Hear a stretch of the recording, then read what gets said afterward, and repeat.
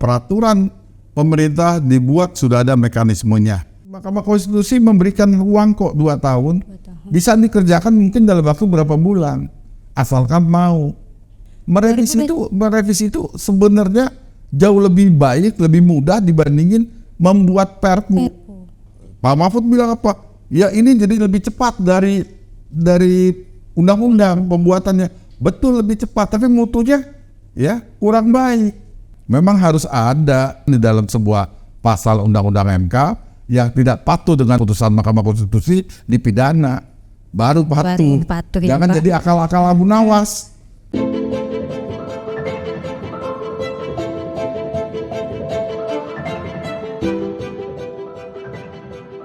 Assalamualaikum warahmatullahi wabarakatuh. Kembali lagi dengan saya, Nuni Rahmawati, dalam program Serambi Adiwarman. Serambi Adiwarman merupakan program edukasi hukum yang mana akan membahas mengenai permasalahan keadilan yang sedang hangat terjadi di kalangan masyarakat. Vlog official Adiwarman ini juga melakukan penelusuran hukum serta mengemasnya dalam bentuk karya jurnalistik yang bertujuan untuk memberikan pemahaman hukum sesuai dengan undang-undang yang berlaku di Indonesia. Dalam tema kali ini, Serambi Adiwarman akan membahas tentang dianggap mendesak Perpu nomor 2 tahun 2022 ditolak, polemik cipta kerja bertepuk sebelah tangan. Baiklah, sebelum masuk pada topik pembahasan, mari kita simak tayangan berikut ini. Serikat Buruh mengapresiasi keputusan Mahkamah Konstitusi yang menerima sebagian gugatan uji materi Omnibus Law Cipta Kerja. Atas putusan itu, buruh meminta ketetapan upah minimum provinsi dibatalkan. Pada 25 November 2021 telah memutuskan Undang-Undang Nomor 11 Tahun 2020 tentang Cipta Kerja tidak mempunyai kekuatan hukum mengikat. Saat itu, MK memutuskan Undang-Undang Nomor 11 Tahun 2020 tentang Cipta Kerja bertentangan dengan Undang-Undang Dasar 1945. Wajib diperbaiki dalam waktu 2 tahun, jika tidak diperbaiki maka dinyatakan inkonstitusional permanen. Menangguhkan segala kebijakan terkait Undang-Undang Cipta Kerja yang berdampak luas, serta larangan menerbitkan peraturan pelaksana baru yang berkaitan dengan Undang-Undang Cipta Kerja. Namun, bukannya melakukan perbaikan, pemerintah justru membuat peraturan pemerintah pengganti undang-undang. Alasan dikeluarkannya Perpu itu, ya pertama karena ada kebutuhan yang mendesak, kegentingan memaksa untuk bisa menyelesaikan masalah hukum secara cepat dengan undang-undang. Tetapi undang-undang yang dibutuhkan untuk itu belum ada, sehingga terjadi kekosongan hukum, atau yang ada itu tidak memberi kepastian. Lalu yang ketiga, kekosongan hukum tersebut tidak bisa dibahas melalui prosedur normal karena lama. Terkait dengan putusan MK terkait dengan Undang-Undang Cipta Kerja ini sangat mempengaruhi perilaku dunia usaha baik di dalam maupun di luar negeri, di mana mereka hampir seluruhnya masih menunggu keberlanjutan dari Undang-Undang Cipta Kerja, karena kita sudah mengatur budget defisit kurang dari 3%, dan ini mengandalkan kepada investasi. Jadi isinya tidak berbeda dengan isi Undang-Undang Cipta Kerja, tapi ada 2 poin sedikit lebih baik daripada Undang-Undang Cipta Kerja, yaitu di isu upah minimum nomor 1 dan isu outsourcing. Setelah kami pelajari 9 poin ini disandingkan dengan isi Perpu, kami menolak terhadap isi Perpu tersebut. Jadi Perpu ini tanda petik absurd ya, mengambang, ingin memperbaiki, membingungkan, dan tidak bisa diterima oleh kalangan buruh. Bahwa bentuknya Perpu aja Mas, itu kita harus kritik betul. Karena Perpu itu wilayahnya berbeda dengan undang-undang biasa. Materi muatannya memang sama dengan undang-undang karena itu bisa digunakan untuk menggantikan undang-undang, tapi Perpu itu dibuat untuk kegentingan memaksa, bukan memaksakan kegentingan gitu ya. Hak subjektif presiden dalam sebuah negara demokratis dibatasi. Makanya kita disebut negara demokratis, bukan negara otoritarianisme. Soalnya bagi pemerintah yang punya kekuasaan memang menurut konstitusi, jadinya seakan-akan selalu betul. Padahal sebenarnya hukum tata negara sedang diakal-akali. Saya melihat memang kan reaksinya datang dari akademisi, ya sudah bagus. Saya juga akademisi, mungkin saya kalau tidak jadi menteri ngerti kayak gitu. Sebelum disahkan oleh DPR hari ini, sebelumnya Perpu diteken Presiden Jokowi setelah Undang-Undang Cipta Kerja dinyatakan inkonstitusional oleh Mahkamah Konstitusi. Tujuan dari Undang-Undang Cipta Kerja ini adalah agar bisa memitigasi secara maksimal situasi ekonomi nasional yang dipengaruhi oleh situasi ekonomi global. Pada seluruh anggota, apakah rancangan undang-undang tentang penetapan peraturan pemerintah pengganti undang-undang Perpu nomor 2 tahun 2022 tentang Cipta Kerja menjadi undang-undang dapat disetujui untuk disahkan menjadi undang-undang?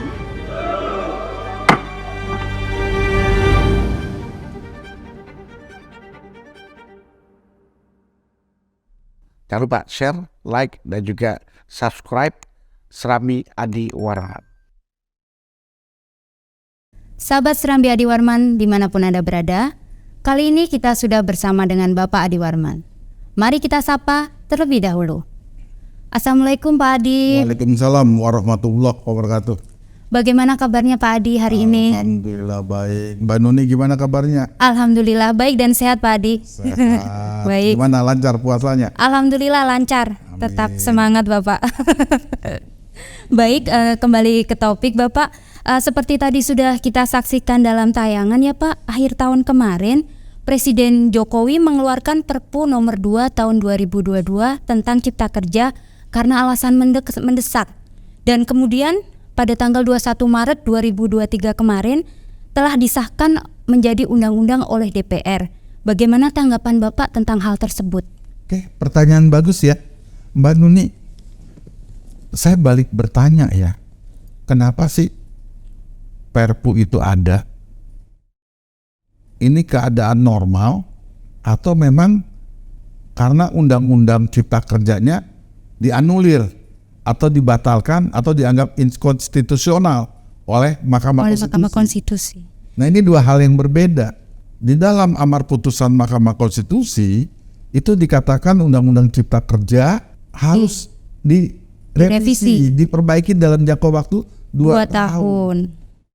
Jadi baru dikatakan inkonstitusional bersyarat apabila tidak direvisi. Harusnya pemerintah patuh dengan putusan Mahkamah Konstitusi tersebut. Yang seperti kita lihat di tayangan video tadi, amar putusannya sudah sangat jelas. Harusnya itu dilaksanakan. Tetapi sekarang pemerintah tidak melakukan itu, malah membuat Perpu dengan judul yang sama, nomenklatur yang sama. Padahal waktunya masih panjang ya Pak ya, karena 2021 sampai dengan November. Merevisi itu sebenarnya jauh lebih baik, lebih mudah dibandingin membuat Perpu. Ya, nanti saya akan terangkan bagaimana prosedur pembuatan Perpu, bagaimana cara merevisi undang-undang yang dianulir oleh Mahkamah Konstitusi. Mahkamah Konstitusi memberikan ruang kok 2 tahun. Bisa dikerjakan mungkin dalam waktu berapa bulan, asalkan mau. Tetapi nyatanya tidak. Nah, ini satu pertanyaan mendasar buat kita para ahli hukum. Ini motifnya apa sih? Yang diperintah A tapi yang dijalankan B. Dengan harapan, dengan alasan ini kegentingan yang memaksa, bukan memaksa kegentingan gitu kan. Nah, jadi gitu tanggapan saya terhadap video tadi. Padahal sudah terang benderang apa perintah Mahkamah Konstitusi. Nah, tapi pemerintah menjalankannya bukan bunyi Mahkamah Konstitusi, amar putusan Mahkamah Konstitusi, tapi membuat Perpu Cipta Kerja. Harusnya ya, jujur saya katakan ke depannya memang harus ada di dalam sebuah pasal Undang-Undang MK yang tidak patuh dengan Undang-Undang MK, dengan putusan Mahkamah Konstitusi dipidana, baru patuh. Jangan ya, jadi akal-akal Abu Nawas. Ya, ini bahaya sekali untuk sebuah proses hukum di negara hukum yang kita cintai ini. Nah, jadi nanti mahasiswa Fakultas Hukum pada bingung, bahkan para praktisi ahli hukum juga bingung, makanya ada pro kontra gitu. Betul. Ya, oke. Baik Pak, tadi juga kita saksikan dalam tayangan Pak terkait Perpu Cipta Kerja, Menko Polhukam Pak Mahfud MD menyatakan bahwa pemerintah menerbitkan Perpu Cipta Kerja ini karena 3 alasan, yaitu kebutuhan mendesak, kekosongan hukum karena keadaan kegentingan yang memaksa, serta kekosongan hukum tersebut tidak bisa dibahas dengan prosedur normal karena waktunya lama.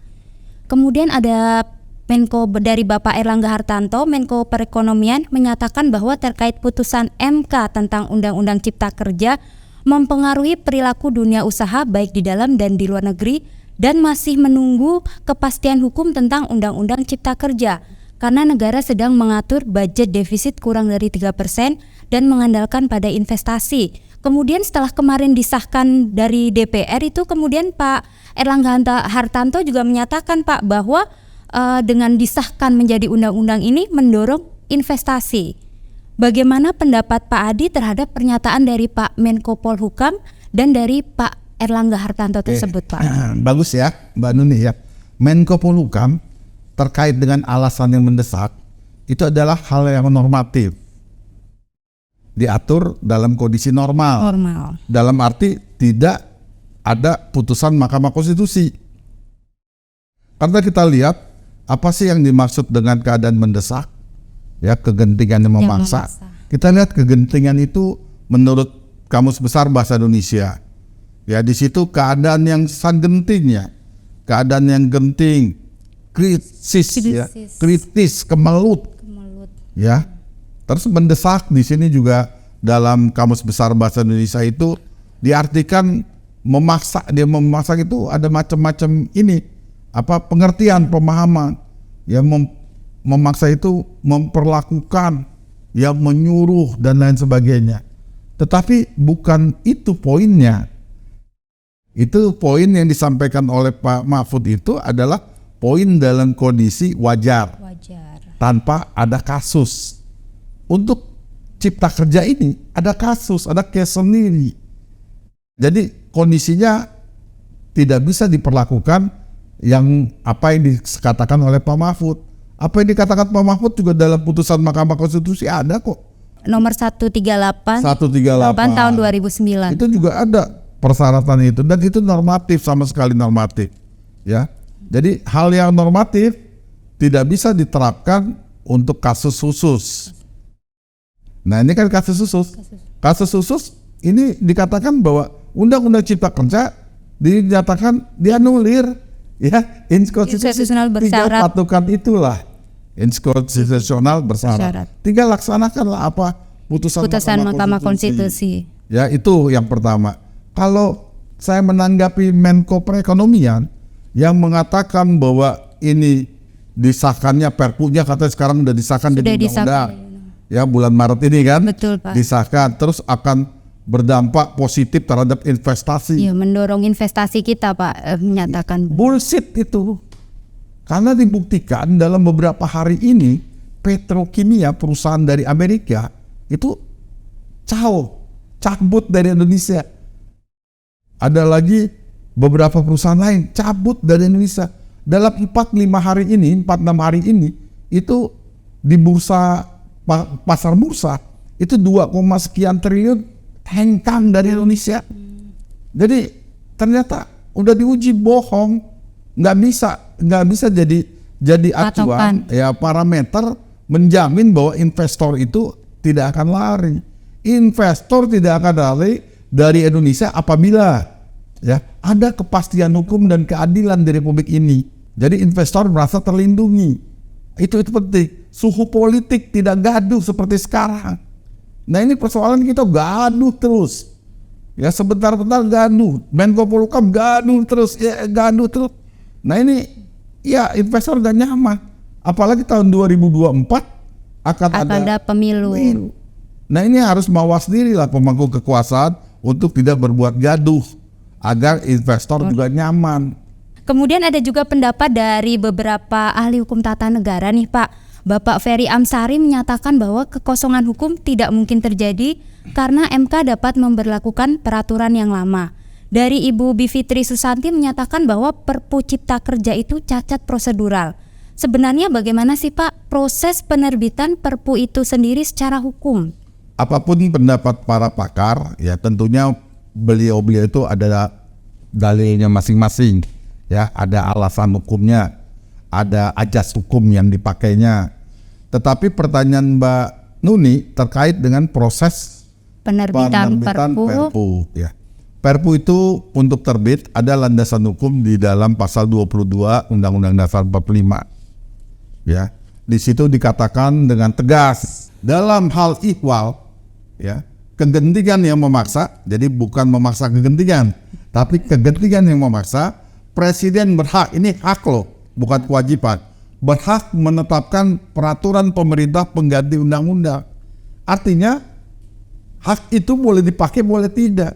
Urutan atau turunan dari pasal 22 ini bisa kita lihat di dalam Undang-Undang Nomor 12 Tahun 2011. Dalam pasal 1 poin 4 dikatakan bahwa peraturan pemerintah pengganti undang-undang adalah peraturan pemerintah pengganti undang-undang yang ditetapkan oleh presiden dalam hal ihwal kegentingan yang memaksa. Jelas di situ. Nah, untuk pelaksanaannya diatur dengan peraturan presiden nomor 87 tahun 2014. Itu diatur dari pasal 57, 58, 59, 60, 61. Itu diatur sedemikian rupa. Yang intinya bahwa pemerakasa pembuat rancangan peraturan pemerintah dengan tugas presiden atau pemerakasa sendiri mengajukan ke presiden untuk membuat rancangan peraturan pemerintah pengganti undang-undang dengan melakukan rapat dengan beberapa kementerian terkait. Di situ dirapatkan, ada harmonisasi namanya, ada pembulatan, kesepakatan di situ dilakukan. Setelah selesai dilakukan, dilaporkan kepada presiden, ketok presiden disahkan. Sederhana, tidak seperti membuat undang-undang yang harus dibahas di DPR, harus ada naskah akademik. Pak Mahfud bilang apa? Ya ini jadi lebih cepat dari undang-undang pembuatannya. Betul lebih cepat, tapi mutunya ya kurang baik. Ya, jangan terlalu cepat-cepat semua, ada mekanismenya gitu kan. Ini persoalan kita yang memang sudah diatur sedemikian rupa.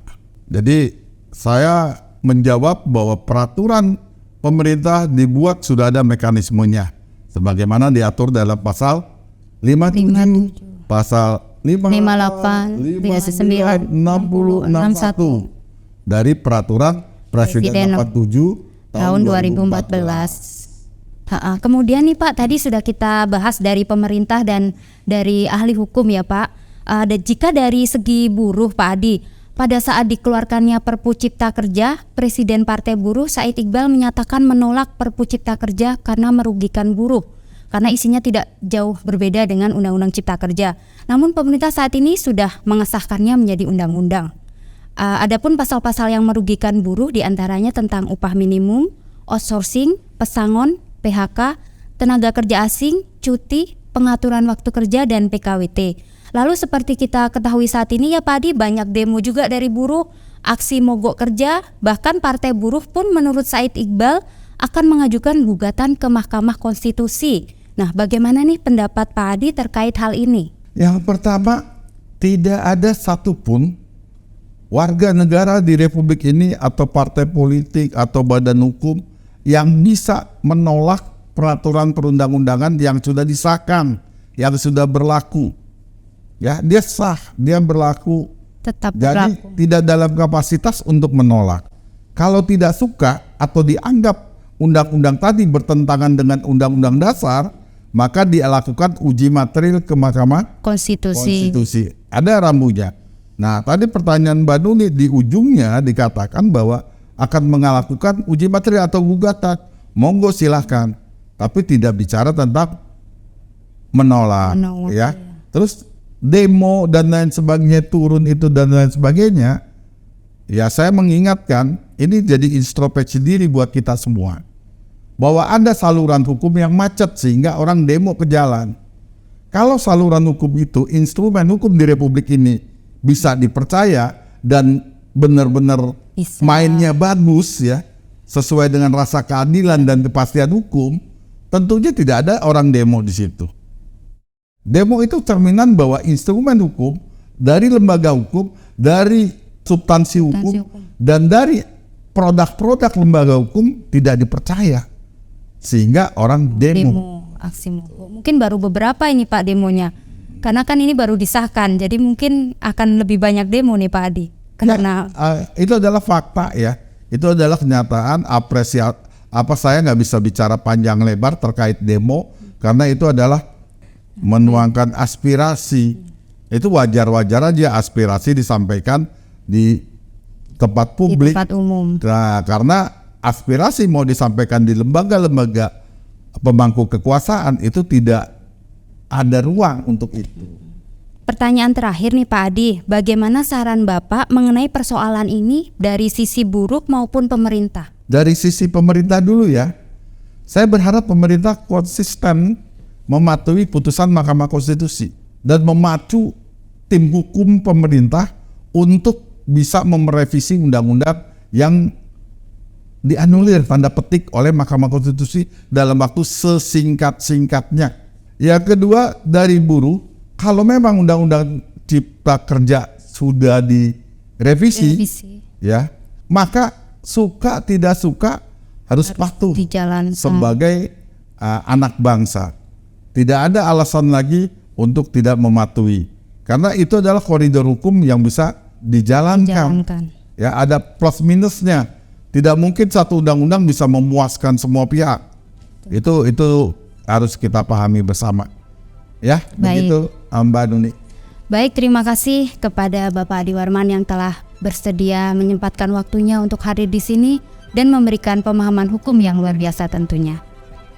Semoga ilmu hari ini dapat bermanfaat tidak hanya untuk saya, tapi juga untuk masyarakat semua yang ada di rumah pastinya.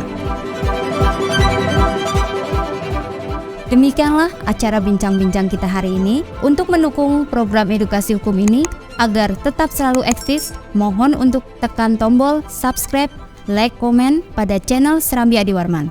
Saya Nuni Rahmawati, mohon pamit dan undur diri. Wassalamualaikum warahmatullahi wabarakatuh. Waalaikumsalam warahmatullahi wabarakatuh.